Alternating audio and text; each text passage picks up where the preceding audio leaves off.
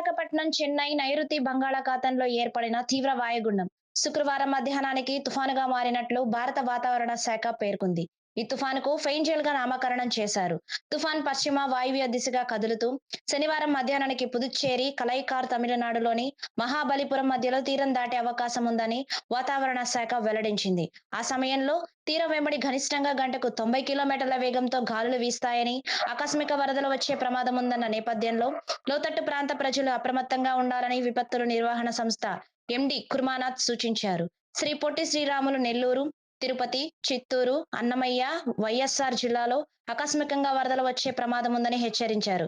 సముద్రం అలజడిగా మారిన నేపథ్యంలో మత్స్యకారులు సోమవారం వరకు వేటకు వెళ్లకూడదని సూచించారు. కృష్ణాపట్నం పోర్టుకు 3వ నంబరు, విశాఖపట్నం, మచిలీపట్నం, నిజామాపట్నం, కాకినాడ, గంగవరం పోర్టులకు 2వ నంబరు హెచ్చరిక బోర్డులు జారీ చేశారు.